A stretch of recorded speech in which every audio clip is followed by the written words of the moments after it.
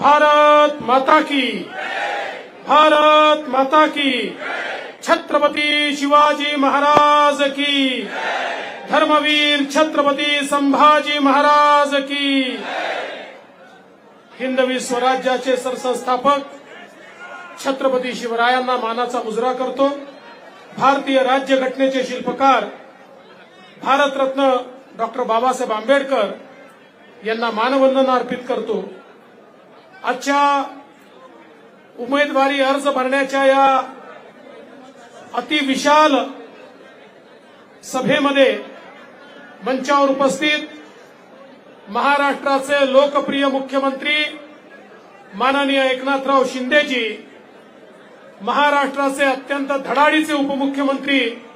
सन्माननीय अजितदादा पवारजी, माननीय रामदास आठवलेजी, माननीय प्रफुल्ल पटेलजी, चंद्रकांत दादा पाटीलजी,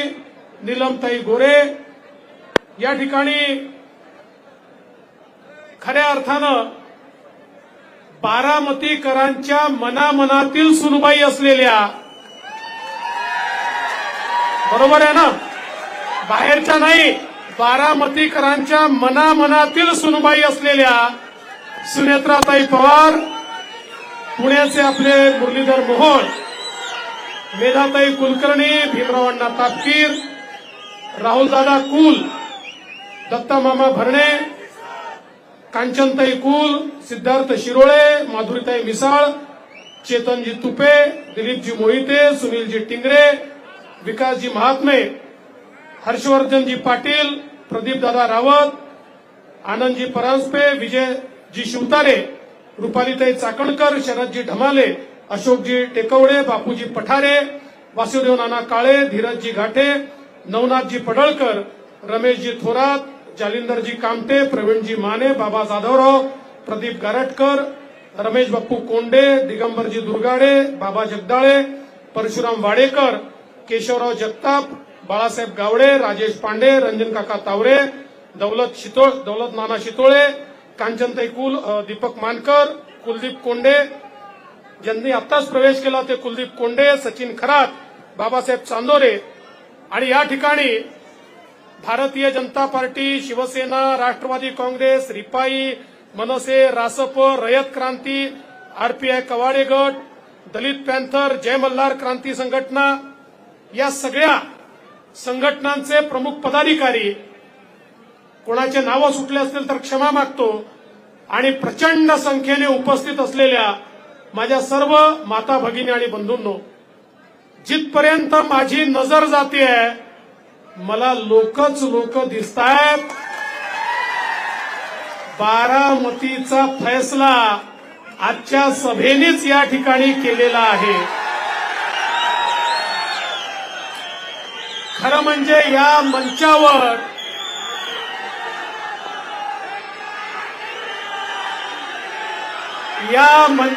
जी शक्ती बसलेली आहे, जिंकण्याकरता 7-8 लाख मतं लावतात,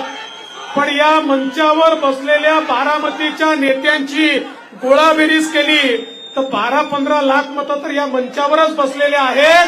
त्यामुळे आता बारामतीला कोणी थांबवू शकत नाही, वहिनींना कोणी थांबवू शकत नाही. बरं, वहिनी तर आहेतच, पण मागच्या वेळेस नंबर 2च्या उमेदवार कांचनताई कुल आहेत, नंबर 3चे उमेदवार नवनाथ पडळकर आहेत, त्यामुळे सगळेच या ठिकाणी आहेत. आता केवळ आपल्याला बारामतीमध्ये घरोघरी जनतेपर्यंत पोहोचून त्यांना मतदान केंद्रावर आणायचं आहे. आणि मला विश्वास आहे की या ठिकाणी आपल्या आशीर्वादानं एक नवा इतिहास घडेल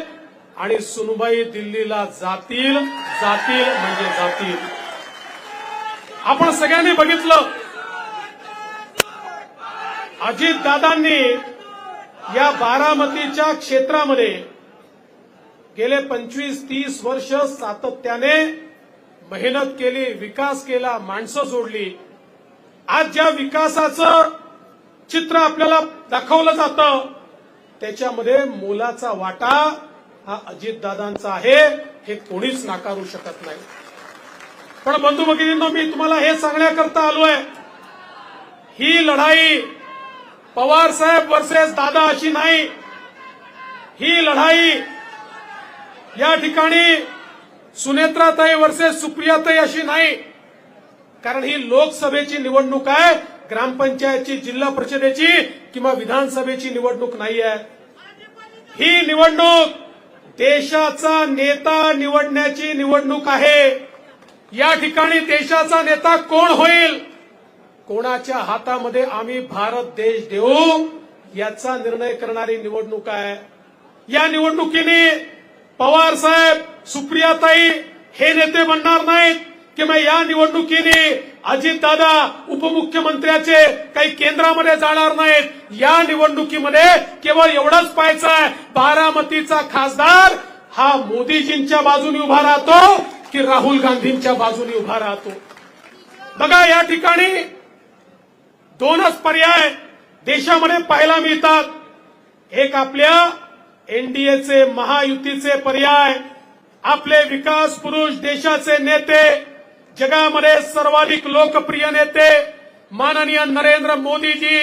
मोदीजींच्या नेतृत्वात आपली महायुती, एकनाथरावजी शिंदे असतील, दादा असतील, हे सगळे पक्ष मोदीजींच्या नेतृत्वात आम्ही काम करतोय. आणि दुसरीकडे राहुल गांधी आहेत आणि राहुल गांधींच्या नेतृत्वामध्ये उद्धव ठाकरेजी असतील, शरद पवार साहेब असतील किंवा इतर सगळे त्यांच्या आघाडीचे लोक आहेत. या ठिकाणी दोनच पर्याय आहे, कुठलंही मत घड्याळावर मिळो, धनुष्यबाणावर मिळो किंवा कमळावर मिळो, ते मत नरेंद्र मोदीजींना जातं. आणि दुसरं कुठलंही मत ते तुतारीवर पडो का पंजावर पडो का मशालीवर पडो, ते राहुल गांधींना जातं. आता तुम्हाला बारामतीकरांना निर्णय करायचा आहे, मोदीजींना मत द्यायचंय की राहुल गांधींना मत द्यायचंय, विकासाला मत द्यायचंय की विनाशाला मत द्यायचंय, हा निर्णय तुम्हाला करायचा आहे. आणि म्हणून बंधू भगिनींनो, या निवडणुकीमध्ये वेगवेगळे नरेटिव्ह सेट करण्याचा प्रयत्न होईल, वेगवेगळ्या भावना त्या ठिकाणी निर्माण करण्याचा प्रयत्न होईल. पण या कुठल्याही गोष्टींनी विचलित होण्याचं कारण याकरता नाहीये की या निवडणुकीमध्ये मोदीजींना आपल्याला मतदान करायचं आहे. देशामध्ये मोदीजींनी गेल्या 10 वर्षामध्ये केलेला विकास आपण बघितला. देशातल्या 20 कोटी लोकांना झोपडीतून पक्क्या घरात आणणारे मोदीजी, 55 कोटी लोक ज्यांच्या घरात शौचालय नव्हतं त्यांच्या घरी शौचालय देणारे मोदीजी, 50 कोटी लोक ज्यांच्या घरी चुलीवर स्वयंपाक व्हायचा त्यांना गॅस देणारे मोदीजी, 60 कोटी लोक ज्यांच्या घरच्या महिलांना हंडा घेऊन विहिरीवर नाहीतर नदीवर जावं लागायचं त्यांच्या घरी शुद्ध पिण्याचं पाणी पोचवणारे मोदीजी, 50 कोटी लोक ज्यांना त्या ठिकाणी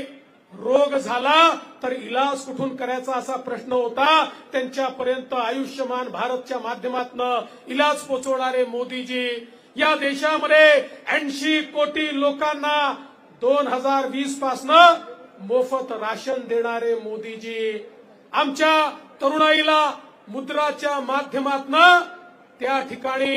बिना तारण आणि बिना गॅरंटीचं लोन देणारे मोदीजी. 50 कोटीपेक्षा जास्त तरुणाईला लोन मिळालं आणि सांगताना आनंद वाटतो की याच्यामध्ये 30 कोटी आमच्या माता भगिनी, महिला आमच्या बहिणी आहेत, त्यांच्या जीवनामध्ये परिवर्तन करणारे मोदीजी. या देशामध्ये बचत गटांचं एक मोठं आंदोलन उभं करून 85 लाख बचत गटांना 8 लाख कोटी रुपये देणारे मोदीजी. या देशातल्या आमच्या दलित समाजामध्ये उद्योजक तयार झाले पाहिजेत म्हणून प्रत्येक बँकेला तुमच्या प्रत्येक ब्रँचमधनं दलित समाजाच्या तरुणांना लोन द्यावंच लागेल आणि दिलं नाही तर तुमच्या बँकेचा लायसन्स रद्द होईल असं सांगून या देशामध्ये दलित उद्योजक तयार करणारे मोदीजी. आमचे 12 बलुतेदार ज्यांनी पारंपरिक व्यवसाय केला त्यांचा व्यवसाय वाढला पाहिजे, त्यांना मदत मिळाली पाहिजे, त्यांच्या भावी पिढ्यांना आधुनिकतेनं व्यवसाय करता आला पाहिजे म्हणून या ठिकाणी 30,000 कोटी रुपयाची योजना आणणारे आपले मोदीजी आणि आमच्या आदिवासी समाजाच्या उत्थानाकरता 24,000 कोटी रुपयाची योजना आणणारे मोदीजी आज समाजाच्या प्रत्येक घटकाला त्या ठिकाणी मोदीजींनी ज्या प्रकारे एक मदत केली आहे समोर आणण्याचा प्रयत्न केलाय आणि खऱ्या अर्थानं दीन दलित गोरगरीब आदिवासी शेतकरी शेतमजूर महिला अल्पसंख्याक ओबीसी प्रत्येकाच्या जीवनामध्ये परिवर्तन घडवण्याचं काम मोदीजींनी केलं आहे आणि हे सगळं करत असताना मोदीजींनी सांगितलं पिछले 10 साल तो केवल ट्रेलर था असली पिक्चर अभी बाकी है पुढच्या 5 वर्षामध्ये एक बदललेला भारत आपल्याला पाहायला मिळणार आहे एक मजबूत भारत